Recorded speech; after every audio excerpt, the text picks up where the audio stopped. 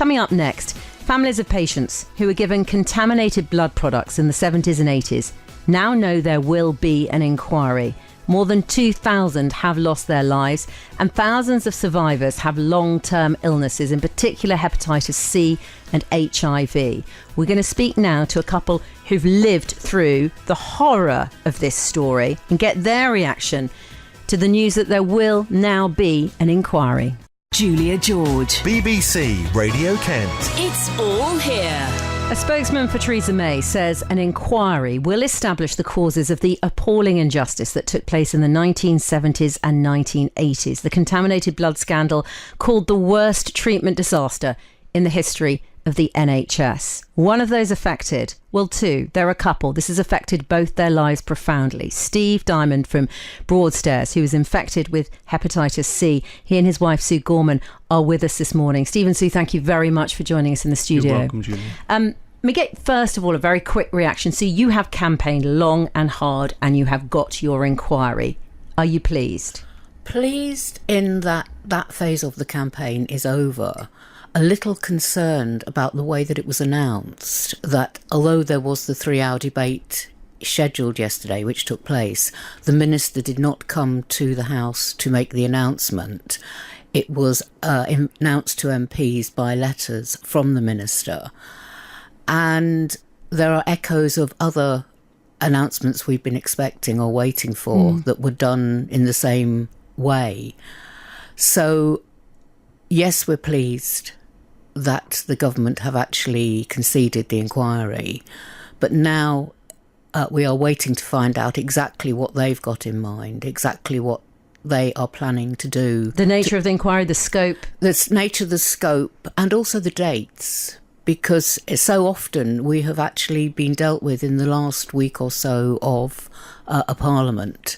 Then there's been the summer recess, and we all have to start again come the autumn. Right. And that's actually been the pattern of every major announcement, that it will be dealt with when Parliament resumes. So we are hoping that the government will actually put things into process before Parliament goes on holiday. Okay.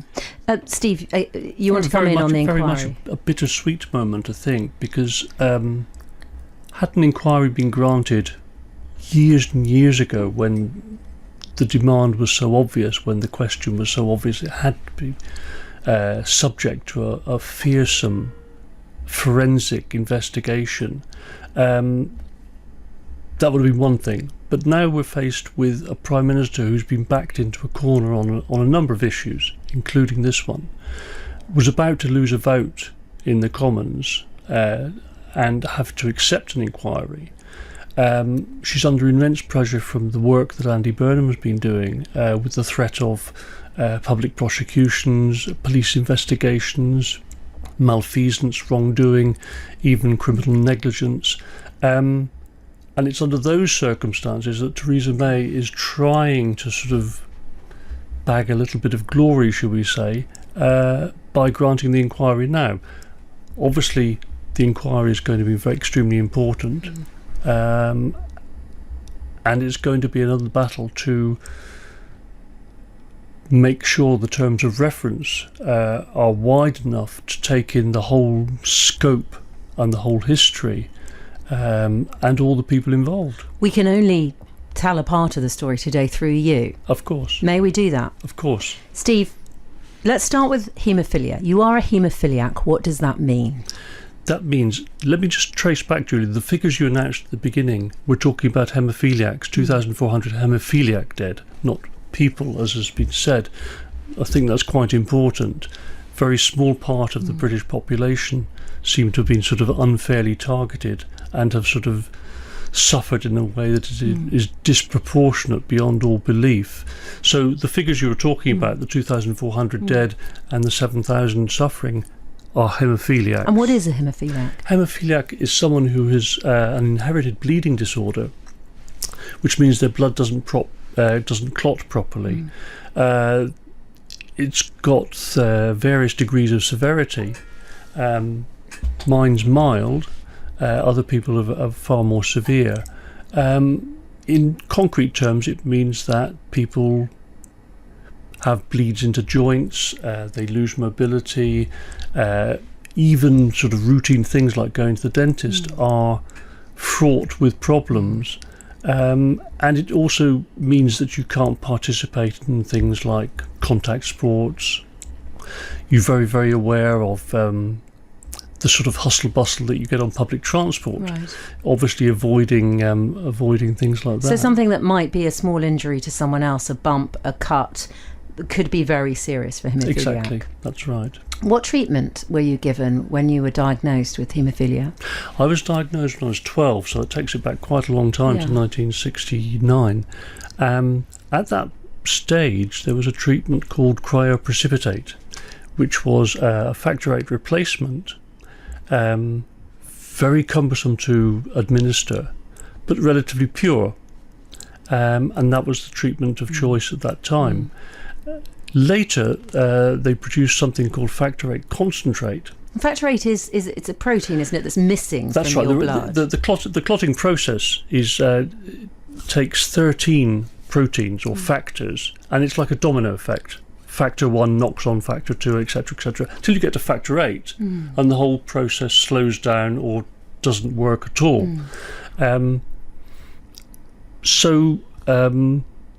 Factor VIII concentrate was made from massive collections of blood, and it seems that because profit was put beyond patient safety, these collections were pretty indiscriminate. They came from people who were paid to donate their blood. And this was in America, This was in the States. We were buying, the NHS was buying in factor VIII from America in order to have enough of it for all the haemophiliacs. But in America, they were paying people to donate blood. That's right. And as I understand it, correct me if I'm wrong, that included drug addicts, prison inmates, prostitutes, people whose lifestyle and lives may well have compromised the quality of their blood. Exactly. And had, as it turned out. That's right. And also, if you bear in mind when you see the production of these factor VIII concentrates, they would pool perhaps donations from as many as 20,000 people. So if one of those people... So one of those people would contaminate the whole batch. Okay. And that's clearly what happened. That's what happened. Okay. Do you know when you were contaminated? No, I can't say for certain. I had numerous treatments in the early 1980s. The only treatment I know was contaminated was one in 1985, and traceability proved that was contaminated with HIV. It was probably also contaminated with hepatitis C. So you, on that occasion, it wasn't even a particularly serious injury that took you off to A&E, No, it was just a sort of a little bump in the from gardening, yeah. Okay, so you went to A&E. Yes. What happened that day? I went to A&E, which wasn't a specialist haemophilia centre, and they had stock of factor VIII concentrate that they almost certainly knew was contaminated, and it was kept on cost grounds, I assume, in case there was a sort of a serious road accident. So someone who was in a life and death situation would come to the A&E, and on the balance of probabilities, they would say, okay, this is contaminated product, but if we don't use it, you probably lose your life. So on the balance of things, they would have used it. However, they decided to use it on me when they didn't need to. There was no medical grounds to use it, and it was outside the protocol at the time for treatment of haemophiliacs. And you discovered quite quickly afterwards that was contaminated blood, and that you might have contracted HIV on that day. That's right. But then, because of the nature of testing for HIV, how long did you have to wait to find out if you had been contaminated? There was a period of virtually 18 months of not knowing. And we also had friends who were dying and died at that rate so we were under no illusions whatsoever as the possible outcome of that. Sue, tell me what those 18 months were like for you and Steve. They were very, very, very difficult. I watched him die inside. He was so scared, not just of dying, but of contaminating me, of infecting me. My sister had just had my parents' first grandchild, so keeping away from the baby. We could have both lost our jobs at that period in the mid-80s because we both worked with children. And I could actually see him planning to go away from me. And I wanted to be with him. And so we got to a very, very dark place. But it was the psychological damage at that stage that was the worst part, because AIDS was always a psychological image because of the illness, because of the stigma, as well as the physical symptoms. And we didn't know if he had the physical symptoms at the time. And so every 3 months he would have to go along for the blood tests, and then for the next week or so there will be the sort of hoping, praying, wishing, planning. And we actually decided that if it was positive, if he did show HIV, that we were just going to give up, and we were going to sell our house and just go away. You hear these awful cases, and you'll know because you're part of a community now who've lived through this. But I watched the Panorama programme about tainted blood, and a little 7-year-old boy who was contaminated with HIV and died of AIDS. He was contaminated when he was tiny. And instead of compassion and care for a family in that terrible situation, people scrawled the words AIDS on the side of their house. That is not unique to Jan and Colin, who are the little boy's parents.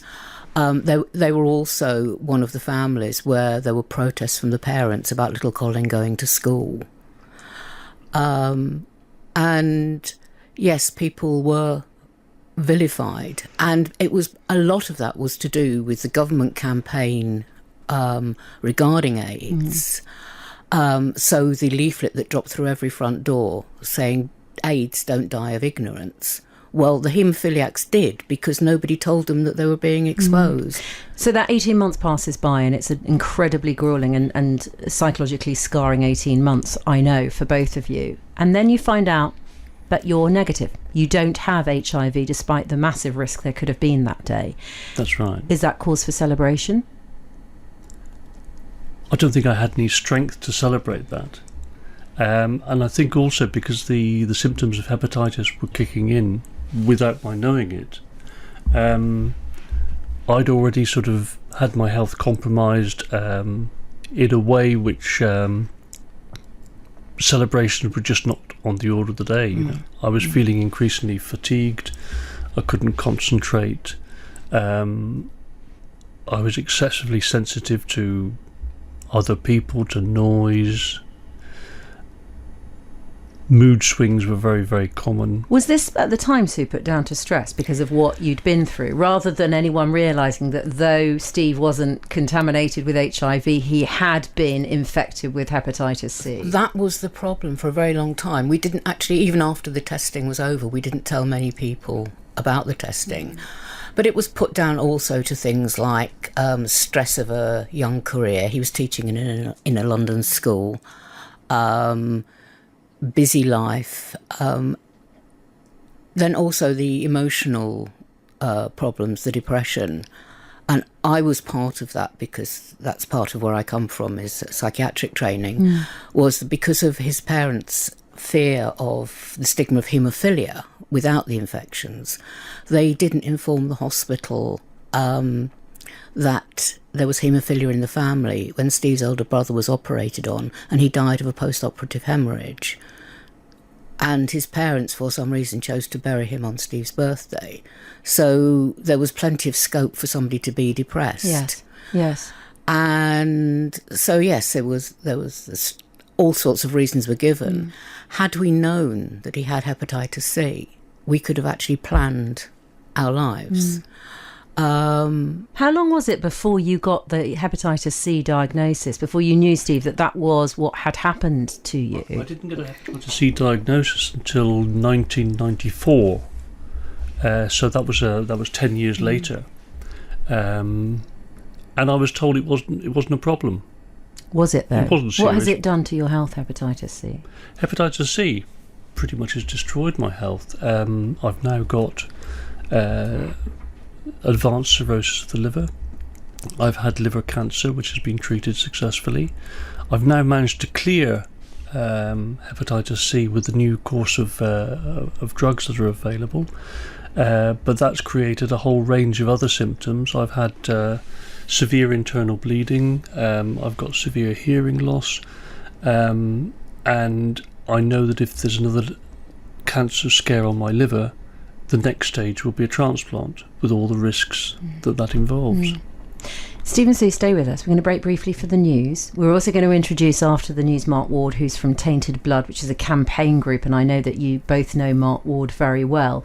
But to pick up on what's happened to people like you, what the campaign has involved, and a bit more about what it means and what the inquiry could mean.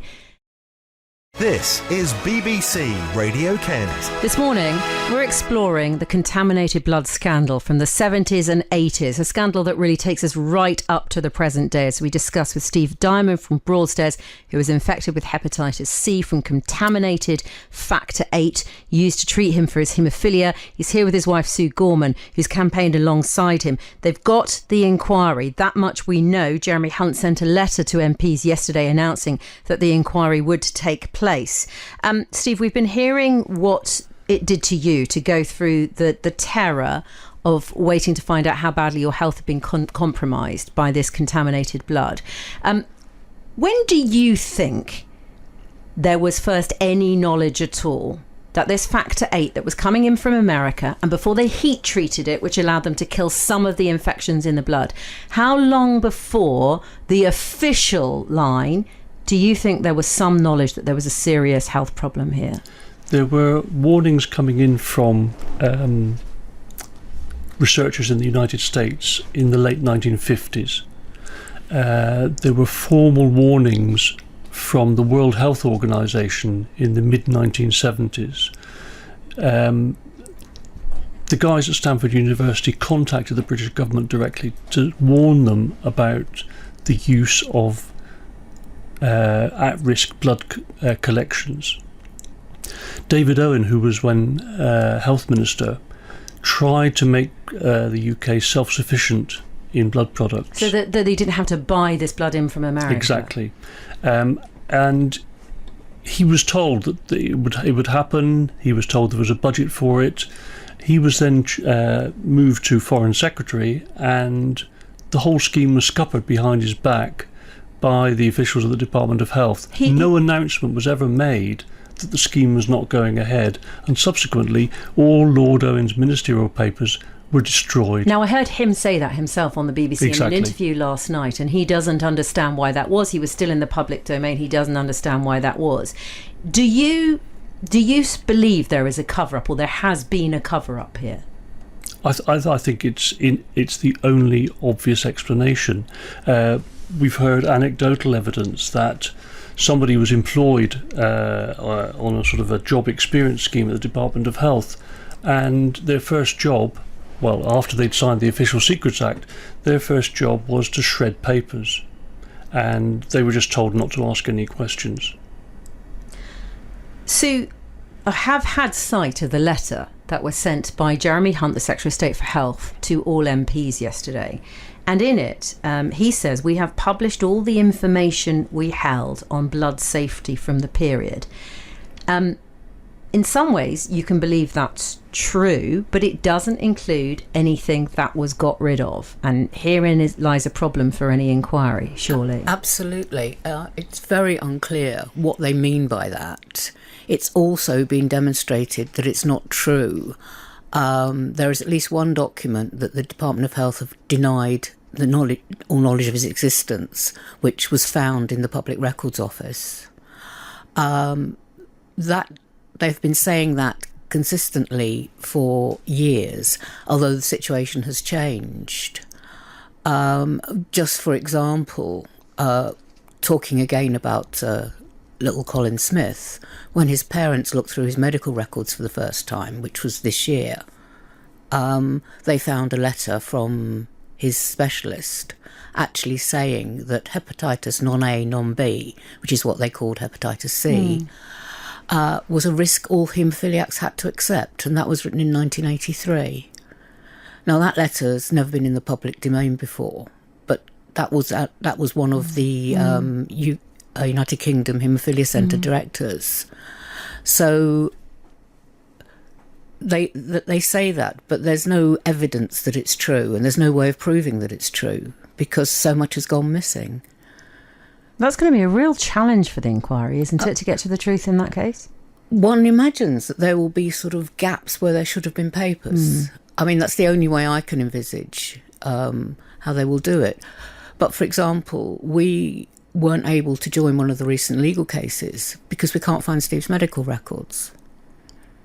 To all that was available of Steve's haemophilia treatment in the UK in 2004 was one line on a microfiche. Where's it all gone? We left the country, so there was no treatment, following up treatment from the incident we've talked about, so the mid-80s. So for, that would be about almost 20 years that we didn't have any treatment, but there should have been medical records. And when we came back confidently expecting to get them so that we could apply for the Skipton Fund payments, it was the goodwill of a departmental secretary at a hospital who actually took a nurse along and made her transcribe the relevant entry on the microfiche because they didn't have a microfiche reader. I want to bring Mark Ward in. Yeah. You know Mark Ward well, our audience don't. So let me introduce Mark. Mark is from a campaign group called Tainted Blood, which Sue is also on the committee of. Mark has a personal story as well as a campaigning story to tell here. Mark, thank you for joining us. Good You're morning. welcome. Good morning.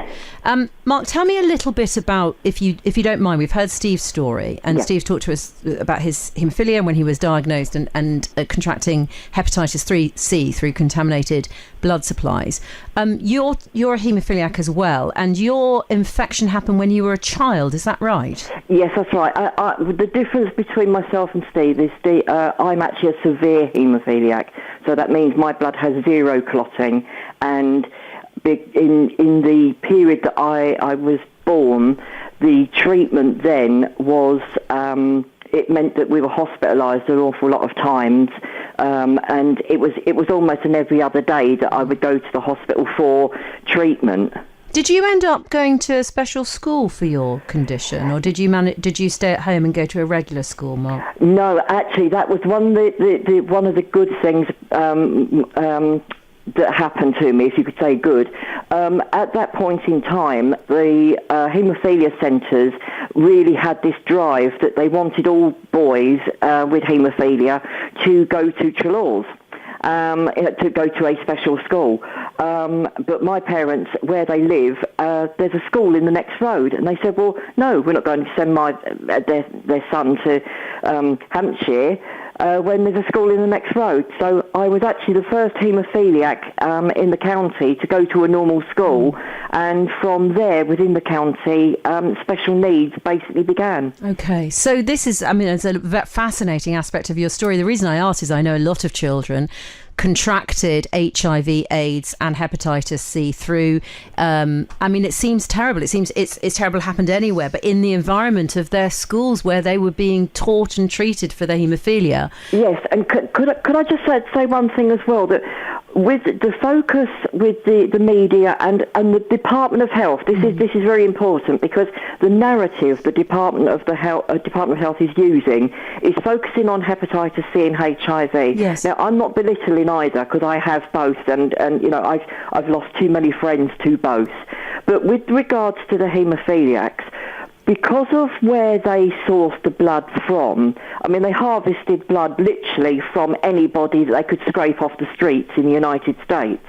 So the blood was so filthy that we start with hepatitis B, which kills people. We've still got people dying today who were infected as little boys. You've got things like herpes. You've got other different pathogens and contaminants that were being infected by their billion into the body with each injection. So if you can imagine, you've got a 3-year-old baby that's being given this treatment that then is being bombarded with not just one hepatitis strain, but masses of different hepatitis strains, genotypes, along with all these other different horrible diseases and viruses and contaminants. Some played their part, I will say that, because during the AIDS crisis, they couldn't understand why haemophiliacs didn't succumb to KS, Kaposi's sarcoma skin cancer, which killed so many gay men horribly. And as medical science has moved on and research, it appears that gay men who had the human herpes virus number 8 in antibody were protected from KS. So with the haemophiliacs, because we were given so many different pathogens, in a way it protected us from KS, but the human herpes virus number 8 actually causes cancers in other parts of the body, like the kidneys. Right. So so hepatitis C and HIV are the two big killers, but because when HIV/AIDS happened, hepatitis B, the crisis was just about to go bang, and they swept it under the carpet. Do you believe a great deal more than just that has been swept under the carpet? Do you believe that this inquiry is going to uncover some spectacular either wrongdoing or cover-up, Mark? What do you think it's going to reveal if it's a good inquiry? I think that, like Sue has just said, there's been we were told that documents have been destroyed. Now, I like to think that we live in Britain, and we can go back and tell you what Queen Elizabeth I had on her last dinner. We can tell you things about, the Mary Rose that stayed at the bottom of the sea. But all of this documentation that relates to a massive public health crisis, the AIDS crisis, and they suddenly sort of destroyed it all by some junior clerk. I find it a little bit, that's a bit James Bondish. But the other thing I would like to point out as well is that the line the Department of Health keep using is they have released all relevant documentation into the public domain. Yes, and that is, again, and I repeat earlier on, that has been repeated in the letter that Jeremy Hunt has sent to MPs in the last 24 hours. Yes, well, there's the key word. The Department of Health are the people basically who are sitting in the dock here. They're the ones holding the smoking gun. So they are the same people who for 30 years have been deciding what is relevant to go into the public domain and what's not. Now, I wrote to the Department of Health only a couple of years ago requesting, under the Official Secrets Act 30-year rule, information that was provided to Margaret Thatcher, the Prime Minister at the time, and the Cabinet relating to the AIDS infections of haemophiliacs. And they wrote back and said, could I be more specific on the date? So I wrote back again, and I got told, oh no, they didn't hold any of that information. So we've got, from Margaret Thatcher to John Major to Tony Blair to Gordon Brown, we've got 4 prime ministers there who, and obviously David Cameron as well, 5 prime ministers, all have had charge over this terrible this tragedy that was avoidable, knowing that haemophiliacs and others were suffering, and these beautiful British prime ministers that are glorified didn't do anything to help us, and I want to know why, and I would like the remit of the inquiry to get a statement from them or them to be called. Mark, hold that thought for a moment. I'm going to go back to Steve on this one. Steve, there was an apology. There was an apology from David Cameron. I don't know whether you saw it live on TV at the time, but it was quite a big moment in this story. He apologised. There has been money set aside. The government will tell you they've put more money into it. Mark's talking about the fact that these prime ministers didn't do anything. David Cameron issued an apology to everybody involved in this. He issued an apology, that's true. He also said it was something that should never have happened, which is sort of an element of the inquiry, that there was sufficient knowledge that this could have been avoided or certainly minimised. But an apology only really has any sense if it's followed by acts of some sort of reparation to put right the situation that he's apologising for. So what could that be? What form? I mean, there have been funds set aside, and you referenced earlier on. We'll see you want to come in on this one. There has been money, but it's not been called compensation for a legal reason, I think. The argument was that it can't be compensation because there was no liability. Although when the government want to actually say how generous they've been, if you look at Theresa May's last answer in PMQs, they use the word compensation. But what is actually sticking in the throat of the campaign is 25 billion of that was part of Cameron's apology, and it was going to be released to provide support during the transition to a different payment scheme. That has now been rolled. Not a penny has been seen, and that was promised in 2015. Not a penny has been seen of that. They've rolled it into another 100,000. They've taken out million. They've taken out of the NHS budget, and they keep vaunting this as generosity. And yes, they may have doubled what was being paid, but for the people with hepatitis C, twice nothing is still nothing. Is it about money? What's it about, Steve? What do you need in your lifetime, given what's happened to you? In my lifetime, I need something that demonstrates a certain respect and contrition for what has happened to myself and others in similar situations.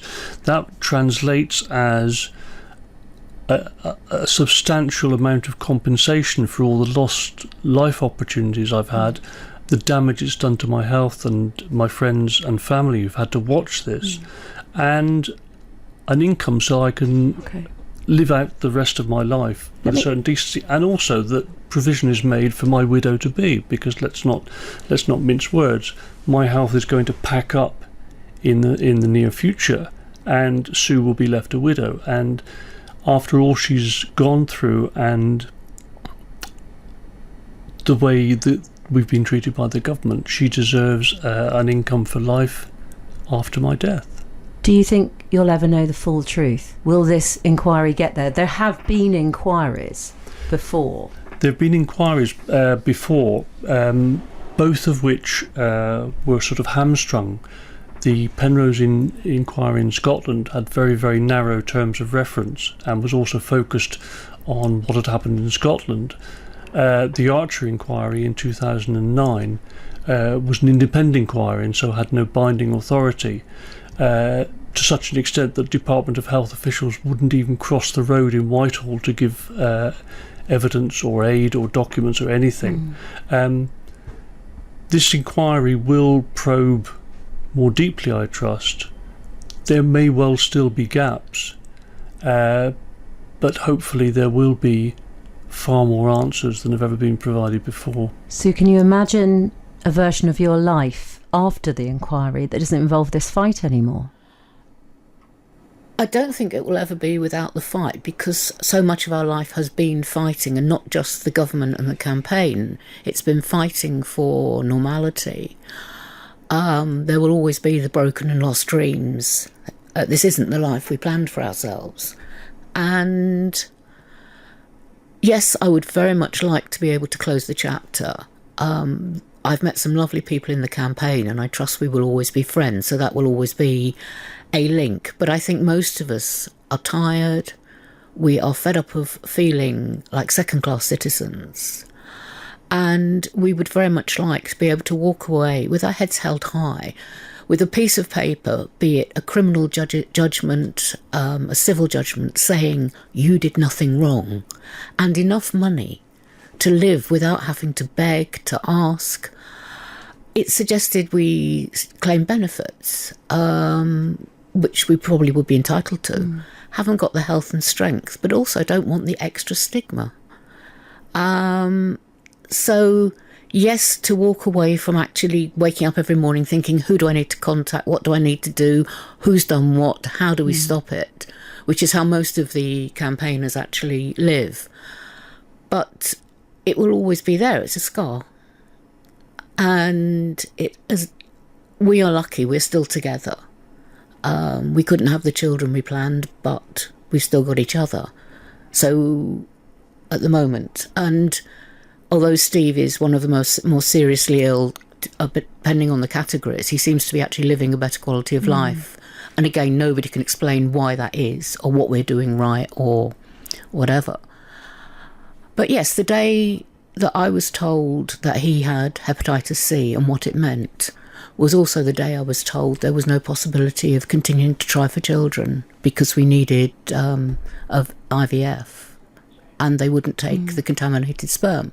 So I found myself at the age of 43, not knowing how long I got a husband for, knowing I would never have children.